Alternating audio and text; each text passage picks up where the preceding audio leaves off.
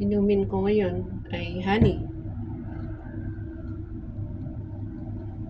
Ay, mas gusto ko yung ganyan.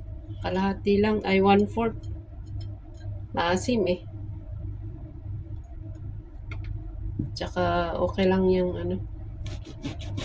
Gusto kong ilagay yung ayoko yung ano niya. Seeds. Yan. Ilagay dyan. May benefit din daw yung zest niya. So, ilagay ko na. Instead na pipigain, ilagay ko na to. Dudurugin ko na, dito ko na dudurugin ng konti. Para masama na yung zest. Tapos, room temperature na tubig. Ayan. Tapos 90 degrees na water dito.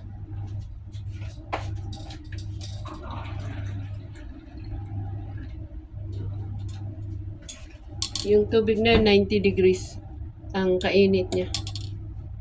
Tapos teaspoon. Nilipat ko na dito para hindi makita yung pangalan ng honey.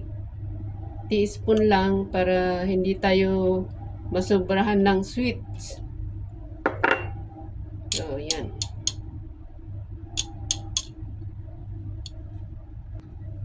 May nabasa kasi ako na kapag masyadong mainit yung ilalagay dito, magiging toxic na daw. Ewan ko, basta yun, may nabasa akong ganun. Tsaka, hindi talaga ako nag-ano ng masyadong mainit. Pati itong lemon, hindi ako naglalagay ng very hot na tubig. Yan.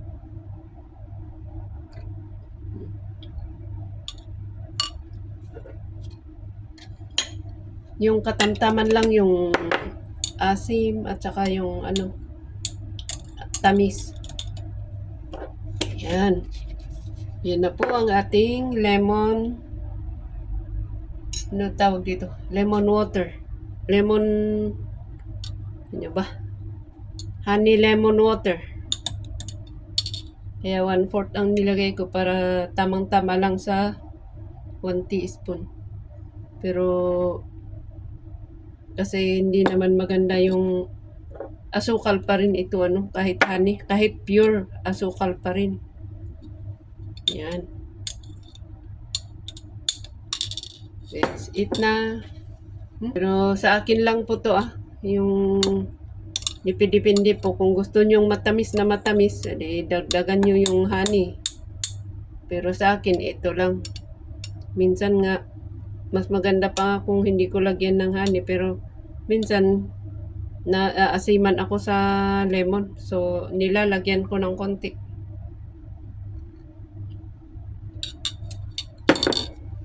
So, yan lang muna guys, at ako ay gagawa ng aking pagkain. Almusal ulit. Tsaka hindi tayo pare-pareho ng gusto nung templado ng ating mga inumin ganito. So, it's up to you. Basta sa akin ganito ako magtempla. Tsaka pag ayaw daw natin mapunta sa ating ngipin, yung ng lemon, gamit tayo ng straw. Yan.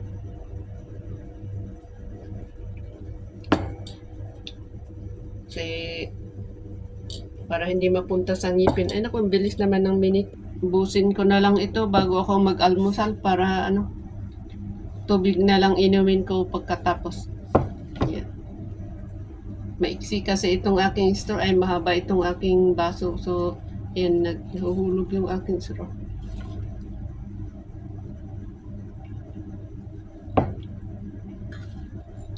So, yan lang muna guys. Maraming salamat.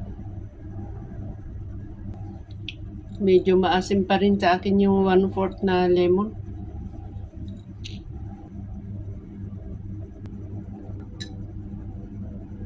Tapos na. Gawa ulit tayo ng almusal. As usual. Pero ngayon, yan. Salmon ulit. Pagka nitong may natira, ayan. Sarap kaya. Tapos meron tayong yung atin to. Walang pangalan FB Kunti lang ako maglagay dahil malasa masyado to yung atin.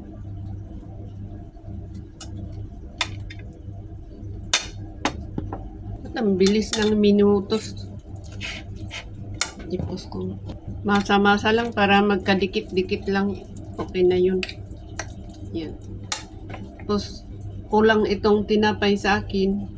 So, kailangan may isa pa. Dapat hiniwa ko kanina bago ko nilagyan ng palaman. Pero okay lang. Any can do naman. Ayan. Yan. Lagyan natin ng ulam. Parang ulam na rin to Ayan.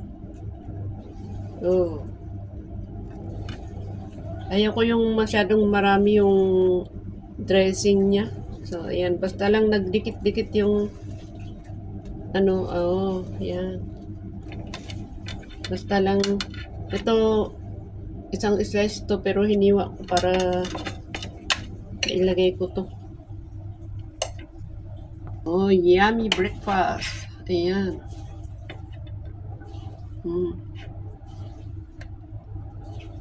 Okay din naman na hiwag ilagay ito basta kainin after that. Pero mas maganda yung isama mo na para sabay makain.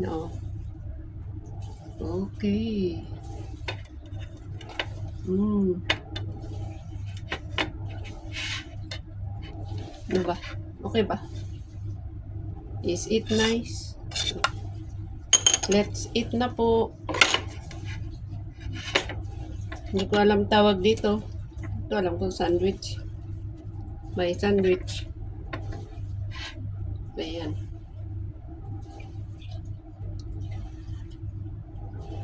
Kain na po tayo at magpasalamat muna tayo. Ang sarap yung palaman natin. Parang nakakabusog naman ata to. Kanina kasi, minom ako nito. Ewan ko kung 30 minutes ago na ba. Merienda ko na lang to. Nakabusog kasi may ng kalabasa. At saka mabigat yata to. Ito pala pwede ring hatiin na ganyan. So, ayan. Naging parang dumami. Maliit to. Yeah. So, thank you so much.